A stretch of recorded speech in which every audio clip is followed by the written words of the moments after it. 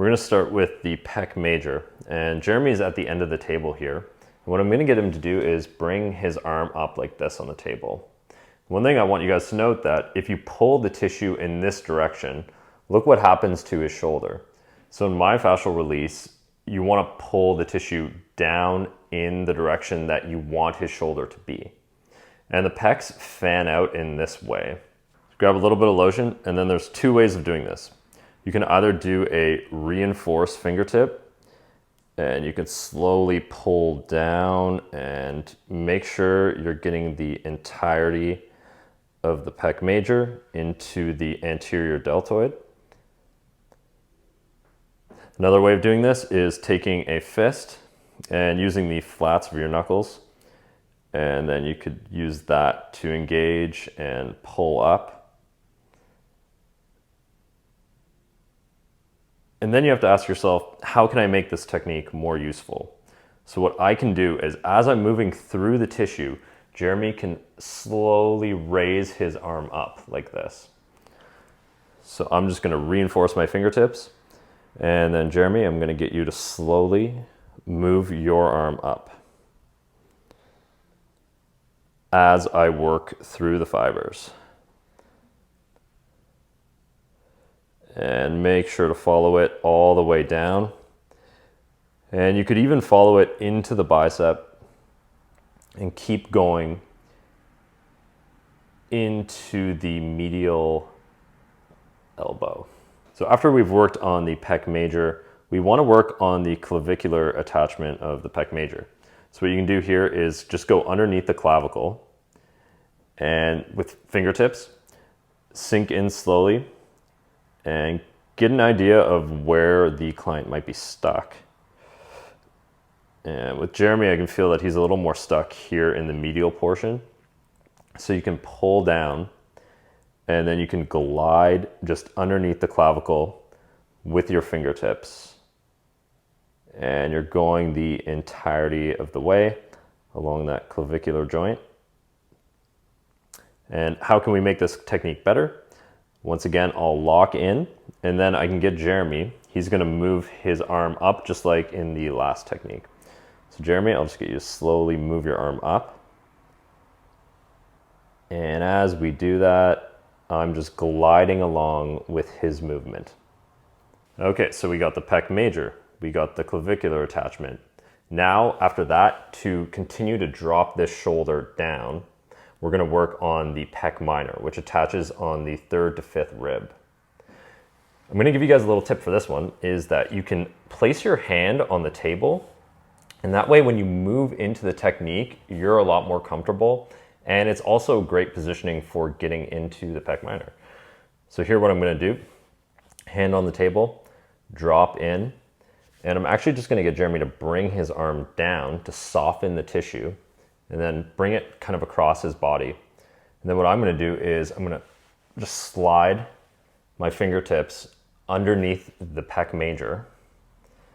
And with Jeremy, it's quite tight here. So even more so, you can kind of get the client to bring their arm across the table to soften the tissue so you can move into it. Another thing that when you're doing this technique, definitely communicate with the client, make sure that they're comfortable, explain what you're doing, and also ease into it at a very slow rate. So right now, I'm right up against the 3rd to 5th rib. And how we can intensify or make this technique more useful is I'm gonna get Jeremy to take a deep breath in and then slowly out. And then guys, I'm just gonna move his arm out of the way so you guys can see. And then I'll slide in just a little bit more along the ribs, and then continue to do that. So Jeremy, deep breath in. And then on the out breath, you're just very subtly moving with your fingertips and breaking up the adhesions around the ribs. In really muscular people, you're gonna find that it's a little more difficult to actually feel the ribs. But after you've sunk into this technique for a couple of minutes, you'll start to feel all the specific little adhesions break up, and you might actually get to feel the rib cage underneath your fingertips. The key to this technique is patience. All right, so following up from there, what I'm gonna get Jeremy to do is bring his arm, just like this. And then this time we're focusing on the subscapularis, which is part of the rotator cuff.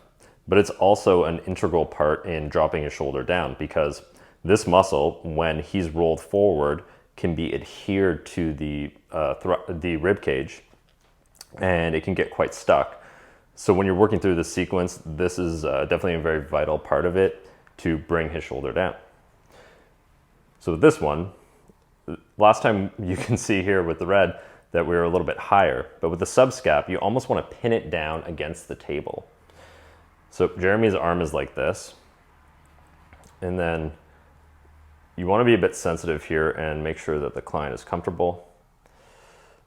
And right now, taking that subscap. Jeremy, do you feel any nervous system relation or anything like that? And to make sure that you're on the muscle, what I can get Jeremy to do is get him to internally rotate into my hand. So bring your arm down like this. And right there, I can feel that it's firing. So I'll get him to relax. And with this one, once again, just some subtle fingertip kneading in that area. And what can we do to make this technique more useful is I can bring Jeremy's arm and do a passive active release. And your focus here is on taking your fingertips and you're trying to drop that tissue down off of the rib cage to ease the tissue down. So once again, I'll engage. And I'm just rolling off the rib cage here.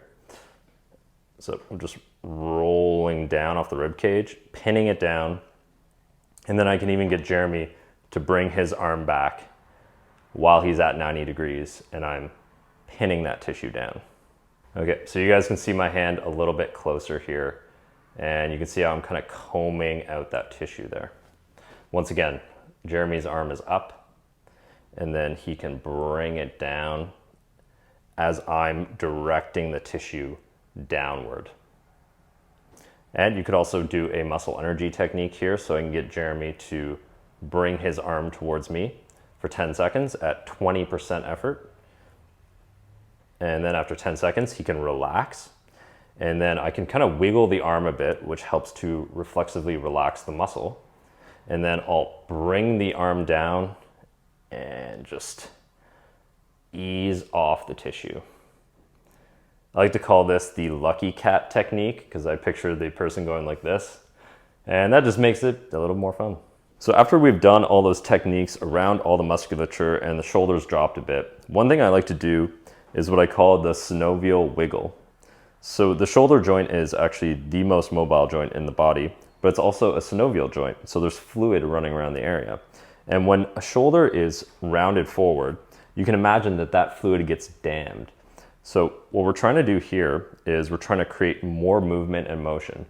And while we are going to do this kind of pumping motion, our focus isn't on a joint mobilization because this is such a mobile joint. What we're looking for here is to just create a fluidic movement. So what I'm going to do is bring his arm up and then get them to relax their arm as much as possible. And then I'm just going to create this nice little wiggle here, and your focus is on just doing a nice little oscillatory technique to get fluid moving in the area. And then you can kind of just do this, and you can go at different motions, different areas. Just get some nice range of motion to get the fluid pumping. And then what you can do is take this hand, take the palmar surface of your hand over the shoulder, and then as I'm doing this, you can kind of just do these nice little pumps and make sure that the joint's being mobilized. And once again, just keep doing this for a couple minutes. And this is a really nice accessory technique to this entire sequence.